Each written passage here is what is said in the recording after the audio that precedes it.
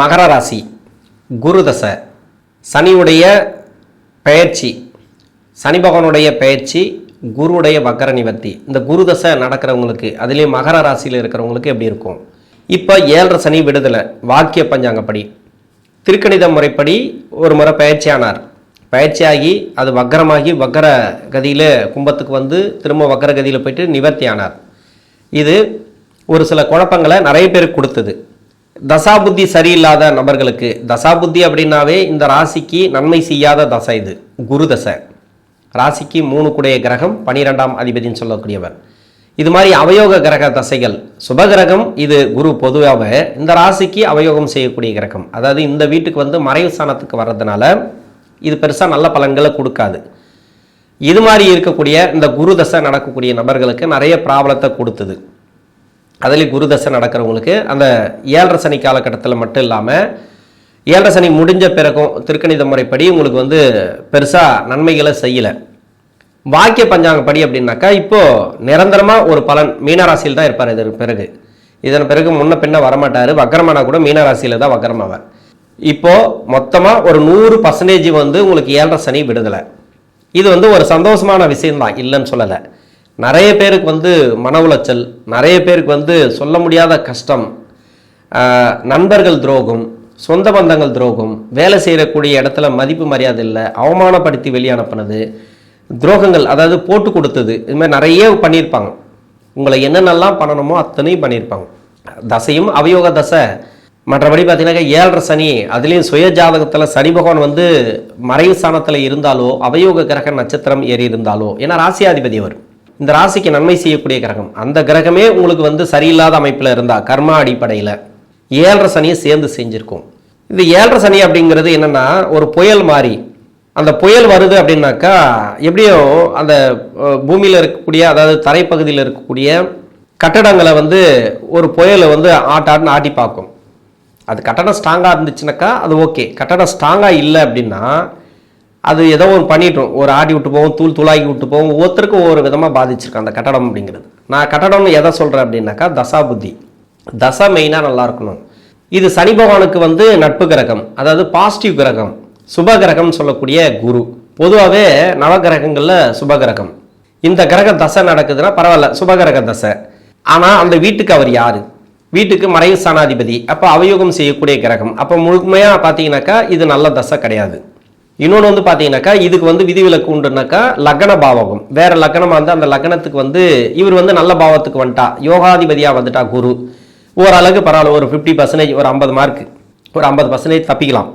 அதுவும் அந்த லக்ன பாவத்துக்கும் இந்த நட்சத்திராதிபதி 6ஆம் அதிபதியோட நட்சத்திரம் 8ஆம் அதிபதியோட நட்சத்திரத்துக்கு வந்துட்டார்னா அங்கேயும் அசிங்கப்படுறது, அவமானப்படுறதால எல்லாருக்கும் சொல்ல, இது மாதிரி அது மாதிரி இருக்கக்கூடிய ஜாதக அமைப்புக்கு இது நடந்திருக்கும். நிறைய கஷ்டங்களை அனுபவிச்சிட்டிங்க, முடிஞ்சு போச்சு. இதன் பிறகு முன்னாடி போனதை பற்றி பேசி பிரயோஜனம் இல்லை. இப்போ நடக்க போகிறது என்னன்னாக்கா சனியுடைய நகர்வு. இப்போ 7.5 சனி விடுதலை ஆச்சா இல்லையா? விடுதலை ஆனாப்பில் தான். ஏன்னா அப்படி சொன்னால் தான் உங்களுக்கு சந்தோஷப்படுவீங்க. யாராருக்கெல்லாம் இந்த 7.5 சனியோட தாக்கமும் தொடரும், ஆனால் 7.5 சனி கிடையாது, டோட்டலாக முடிஞ்சு போச்சு. அவர் வந்து சனி பகவான் கிளம்பிட்டார். உங்களுக்கு என்னென்ன பண்ணணுமோ நல்லதும் கொடுத்துருப்பார், கெடுதலும் கொடுத்துருப்பார், நிறைய பாடத்தை கற்றுக் கொடுத்துருப்பார், நிறைய உங்களுக்கு வந்து அனுபவத்தை சொல்லி கொடுத்துருப்பார். அடுத்த முறை வா நான் பார்த்துக்கிறேன் அப்படின்ற லெவலுக்கெல்லாம் தைரியத்தை கொடுத்துருப்பார். இன்னொரு முறைனா அது ஒரு 30 வருஷம் கழிச்சு வரும், 25 வருஷம் கழிச்சு வரும். அந்த டைமுக்கு வா, உனக்கு நான் என்ன பண்ணுறேன் பாரு அப்படின்னு கூட நீங்கள் சொல்லியிருக்கலாம். அந்த அளவுக்கு தைரியத்தை கொடுத்துருப்பார் அவரே, அந்த லெவலுக்கு இருந்திருக்கும். இப்போ சனி பகவானுடைய ஒரு குறுக்கிடல் கிடையாது. இதன் பிறகு குரு கொடுக்கணும். இப்போ குரு கொடுப்பாரு, இல்லைன்னு சொல்லலை. இது வந்து என்னன்னா லக்னத்துக்கு, இப்போ இந்த லக்னத்துக்கு வந்து பின்னாடி வரக்கூடிய 6 வருடங்கள் எப்படி பார்த்தாலும் முதல் 10 வருஷத்தில் கஷ்டமாக பட்டிருந்தீங்கன்னாக்கா பின்னாடி வரக்கூடிய 6 வருடமாவது நல்லா இருக்குமா அப்படின்னு நினைக்கக்கூடிய நபர்களுக்கு பின்னாடி வரக்கூடிய 6 வருடம் அப்படிங்கிறது, அதாவது சுக்கிர புத்திக்கு பிறகு சூரியன், சந்திரன், செவ்வாய், ராகு புத்தி வரைக்கும் லக்ன பாவத்துக்கு யோகாதிபதிகளாக வந்தா, ஆனால் இந்த லக்னத்துக்கு அவங்களாம் யோகாதிபதிகள் கிடையாது. அதாவது சூரிய புத்தி, சந்திர புத்தி எல்லாம் பாவகிரக சேர்க்கையில் வந்துடும். பாவகிரகனாக்கா நன்மை செய்யாத அமைப்பில் வந்துடும். அவங்களுக்கெல்லாம் வந்து இதே லக்னமாக வந்தால் ப்ராப்ளம் அப்படியே இருக்கும், ஸ்டார்ட் ஆகும். ப்ராப்ளம் ஸ்டார்ட் ஆகுனாக்கா முன்ன மாதிரி இருக்காது, கொஞ்சம் பெட்டராக இருக்கும், அவ்வளோதான். ரொம்ப பெட்டராக இருக்கும்னு சொல்ல முடியாது. அதே அந்த கிரகங்களுக்கு நட்பு கிரக லக்னமாக வந்தால் அதாவது இந்த லக்னம் இல்லாமல் இந்த லக்னத்துக்கு ஆப்போசிட் லக்னமாக, அதாவது சூரிய சந்திர லக்னம், செவ்வாயோட லக்னம், குருவுடைய லக்னம், இது மாதிரிலாம் வந்துட்டீங்கன்னு வச்சிங்களேன், அந்த பின்னாடி இருக்கக்கூடிய 6 வருஷத்தை நீங்கள் நம்பலாம். இது மாதிரி இருக்குது, 2 பார்ட்டாக இருக்குது. இப்போ இந்த லக்னமா அந்த லக்னமா உங்கள் சுய ஜாதகத்தை பார்த்தா தான் சொல்ல முடியும். எது எப்படி இருந்தாலும் சரி, அந்த பின்னாடி இருக்கக்கூடிய 6 வருடத்தில் இருக்கிறவங்க தொழில் செய்யக்கூடிய நபர்கள் ரொம்ப கவனமாக பண்ணணும். மெயினாக வந்து பார்த்தீங்கன்னாக்கா சனி பார்வையில் மாட்டக்கூடாது. இப்போ சனி போகிறாரு, அதாவது சுய ஜாதகத்தில் எங்கே வேணால் இருக்கட்டும் உங்களுக்கு சனி. இப்போ மீனராசியில் இருக்காருனாக்கா மீனராசிலேருந்து 3ஆம் பார்வை, இப்போ மேஷத்துலேருந்து 3ஆம் பார்வை படக்கூடிய இடங்கள்லையும் 7ஆம் பார்வை படக்கூடிய இடங்கள்லையும் இல்லை 10ஆம் பார்வை படக்கூடிய இடங்களையும் இந்த சூரியன் சந்திரன் செவ்வாய் இது மாதிரியான கிரகங்கள் இருந்துச்சுனாக்கா கொஞ்சம் ப்ராப்ளத்தை கொடுக்கும் அந்த பின்னாடி இருக்கக்கூடிய 6 வருடத்தில். அது மாதிரி அடுத்தடுத்த கட்டத்தை நம்ம பார்க்கணும். மெயினாக அங்கே இல்லை, அவர் சூரிய சந்திரன்லாம் இல்லை, இருந்தாலும் 7ஆம் பார்வையில் இருக்கலாம், பெருசாக ஒன்றும் டிஸ்டர்ப் பண்ணாது. இது மாதிரியெல்லாம் இருந்துச்சுனாக்கா உங்களுக்கு வந்து இப்போ வேலை ரீதியாக ஒரு சில மாற்றங்களை எதிர்பார்த்துனாக்கா அந்த வேலை ரீதியாக ஒரு மாற்றம் அப்படிங்கிறது கொஞ்சம் தடை தாமதங்களை கொடுக்கும். ஏன்னா இது 7.5 சனி விடுதலை ஆச்சுன்னு சொல்கிறாங்க, ஆனால் வந்து அப்படியே இருக்கேன் நமக்கு, நம்ம ஏன் இன்னும் முயற்சி பண்ணி எதுவுமே நடக்கலை, இப்போ இந்த வேலையில் இருக்கிறதா போகிறதா, இந்த வேலையில் இருக்கலாமா இல்லையா, வேலைக்கு ட்ரை பண்ணாலே தடை தாமதங்கள் வந்துனே இருக்கே, அது மாதிரியான மன உளைச்சல்களை கொடுக்கும்.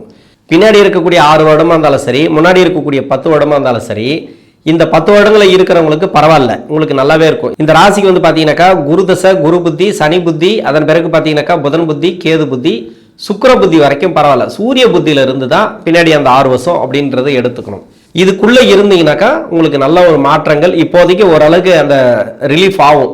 அந்த முன்னாடி 10 வருஷத்தில் இருக்கிறவங்களுக்கு நல்லாவே இருக்கும்.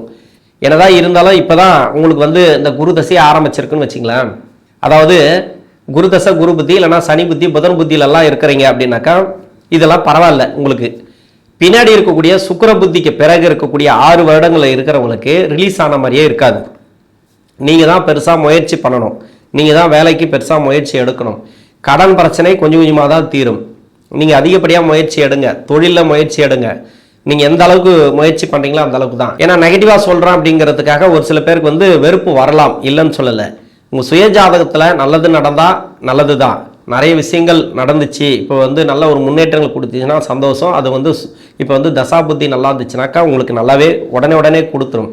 தசாபுத்தி சரியில்லைன்ற பட்சத்தில் மகர ராசிக்கு வந்து நிறைய பேர் கஷ்டப்பட்டுன்னு வரோம். நிறைய கமெண்ட் செக்ஷன்லாம் போய் பார்க்குறோம். இதில் வந்து நிறைய நெகட்டிவ் கமெண்ட்ஸ் எல்லாம் வருது. எனக்கு மட்டும் இல்லை, மற்றவங்க வீடியோவெல்லாம் வருது. ஏன்னா அவங்க ஐயா சொல்கிறாங்க நல்லா அப்படி இருக்கும் இப்படி இருக்கும் ஆஹா ஓஹோன்னு சொல்கிறாங்க. ஆனால் வந்து நிறைய பேர் வந்து அதில் அந்த கமெண்ட் செக்ஷனில் புலம்பிட்டு போகிறாங்க, கஷ்டத்தை கூட்டிகிட்டு போகிறாங்க. இப்போ ஏன் அது மாதிரி அப்படின்னா, ஏன்னா அது மாதிரி இருக்கக்கூடியவர்களுக்கு இப்படி தான் இருக்கும் ஜாதக அமைப்பு. அதனால் யாராவது நல்லது சொன்னாங்கன்னாக்கா கேட்டுங்க, அது பாசிட்டிவ் சொல்கிறாங்கன்னா 4 விஷயம் சொல்கிறாங்கன்னா கேட்டுங்க, தப்பு கிடையாது. அதுக்காக திட்டணும் அப்படின்னு அவசியம் கிடையாது. இன்னொன்று நெகட்டிவாக சொன்னாலும் கேட்டுங்க, என்ன நடக்குதுன்னு உங்களுக்கு தெரியும். கிட்டத்தட்ட பார்த்தீங்கன்னாக்கா நல்ல அமைப்பு தான். உங்களுக்கு வந்து சனியுடைய பாதிப்பு கிடையாது, இதன் பிறகு சனியுடைய டிஸ்டர்பன்ஸ் கிடையாது. குடும்ப வாழ்க்கையில் கணவன் மனைவிக்குள்ள கருத்து வேறுபாடுகள் இருந்துச்சுன்னா அதெல்லாம் மாறும். ஓரளவு சுமூக ஒரு கட்டுப்பாடுக்குள்ளே வரும். செலவு விரயம் நிறைய இருந்துச்சுன்னு வச்சிங்களா, அதெல்லாம் வந்து இப்போ இந்த செலவெல்லாம் கட்டுக்கோப்புக்குள்ளே வரும். தேவையில்லாத மன உளைச்சல், தேவையில்லாத செலவுகள், தேவையில்லாத பிரச்சனைகள் எல்லாமே வந்து கட்டுக்குள்ளே வரும். இப்போ இதெல்லாம் வந்து சனி பண்ணது, அவர் போயிட்டாருன்ற பட்சத்தில் அதெல்லாம் இருக்காது. ஆனால் முன்னேற்றங்கள் அப்படிங்கிறது தான் ஒரு சில தடைகள் உண்டு. நீங்கள் வேலை சார்ந்து முயற்சி பண்ணாலும் சரி, இல்லை ஒரு தொழில் சார்ந்து முயற்சி பண்ணாலும் சரி, தொழிலே அடி வாங்கியிருக்கும். இப்போ உடனே நாளைக்கே வந்து உங்களுக்கு தொழில் விருத்தி ஆகிடுமா, அதாவது வளர்ச்சி ஆகிடுமா அப்படின்னா அதுக்குண்டான முயற்சிகளை எடுங்க, கொஞ்சம் கொஞ்சமாக டெவலப் பண்ணுங்கள். நீங்கள் எதையும் வந்து மனசுக்குள்ளே போட்டுக்காதீங்க. எதிர்பார்ப்புகள் அப்படிங்கிறது இருக்க தான் செய்யும். முயற்சிகள் அதிகமாக பண்ணுங்கள் இந்த குரு தசையில் இருக்கிறோம். ஏன்னா குரு தசையில் வந்து தொழில் பண்ணக்கூடிய நபர்களுக்கு நம்ம சொல்லவே தேவையில்லை. எம்ப்ளாய்க்கு பரவாயில்ல, இந்த வெளிநாடு வேலை வாய்ப்பு அது இதுன்னு ஏதோ ஒன்று, உள்நாட்டில் வேலை மாற்றங்கள், வேலை ரீதியாக பிரச்சனைகள் எதுவாக இருந்தாலும் சமாளிச்சிட்டாங்க. இதுக்கப்புறமா சமாளிப்பீங்க எம்ப்ளாயாக இருக்கிறவங்க. ஆனால் தொழிலில் இருக்கிறவங்க ரொம்ப பார்த்து கவனமாக பண்ணணும். நிறைய உங்களுக்கு வந்து அந்த தொழில் ரீதியாக அந்த கடன் பிரச்சனை அதெல்லாம் கொஞ்சம் கொஞ்சமாக தான் தீரும். ஒருத்தருக்கு வந்து கோர்ட்டு கேஸ் எல்லாம் போயிருக்கு அப்படின்னாக்கா கொஞ்சம் கொஞ்சமாக தான் தீரும். நிறைய வந்து இப்போ செவ்வாய் பார்வெல்லாம் இருக்குது பார்த்தீங்கன்னு வச்சுங்களேன். இப்போ கன்னிராசியில் செவ்வாய் இருக்கிறவங்களுக்கெல்லாம் நிறைய பேருக்கு வந்து கோர்ட்டு கேஸ் எல்லாம் இருக்குது, வழக்குகள்லாம் வந்திருக்கு. ஒரு சில பேர் வந்து வீடு கட்டியிருக்காங்க, வீடு ரீதியாக கடன் பிரச்சனைகள் வந்திருக்கு. ஒரு சில பேருக்கு வந்து மணி லாக் ஆகிருக்கு. அதுலேயே வந்து பார்த்தீங்கன்னாக்கா ஆயில நட்சத்திரத்துலேருந்து மக நட்சத்திரம், உத்திர நட்சத்திரம், இன்னொன்று வந்து கன்னிராசியில் இருக்க இந்த மாதிரியான இடங்கள்ல வந்து சமீப காலத்தில், அதாவது சனியுடைய பார்வைப்படக்கூடிய இடங்கள்லாம் வந்து செவ்வாய் இருந்துச்சுனாக்கா கோர்ட்டு கேஸு வழக்குகள் ஒரு பக்கம் வந்து வீடு கட்டுறது, அந்த கடன் பிரச்சனை தெரியுது, அது மாதிரி இருக்கிற இடத்த பொறுத்து, லக்ன பாவத்தை பொறுத்து, லக்னத்துக்கு சுபர் சேர்க்கையை பொறுத்து அந்த செவ்வாய் அது மாதிரி சனி பார்வை கொடுத்துருக்கு. இது எல்லாமே இப்போ கிளியர் ஆகும். உங்களுக்கு வந்து கோர்ட்டு கேஸ் எல்லாம் கொஞ்சம் கொஞ்சமாக தான் கிளியர் ஆகும், கடன் பிரச்சனை கொஞ்சம் கொஞ்சமாக தான் கிளியர் ஆகும். உடனே ரிலீஃப் ஆகுமா அப்படின்னு நினைக்கக்கூடாது. குரு தசை இது யோக தசை கிடையாது, அவயோகம் செய்யக்கூடிய தசை. இதில் வந்து நீங்கள் நிதானமாக தான் போய் ஆகணும். அவசரப்பட்டு எதையுமே முடிவெடுத்து நீங்களாக உங்களை வந்து பிரச்சனைக்குள்ள ஆகிக்கூடாது. எதிர்பாருங்க. இப்போ வந்து சனி நல்லா இருக்கும், சனி விடுதலை ஆகிப்போச்சு, இதன் பிறகாத முன்னேற்றங்களை கொடுக்குமா அப்படின்னு கன்ஃபார்மாக கொடுக்கும். சனி வந்து இது வரைக்கும் கெடுக்க மாட்டார். இதன் பிறகு வந்து ஒரு 12.5 வருஷத்துக்கு உங்கள் பக்கமே வரமாட்டார். தசை சரியாக இருந்தால் உங்களுக்கு தசை கொடுக்கும். அந்த குரு தசை உங்களுக்கு பரவாயில்ல.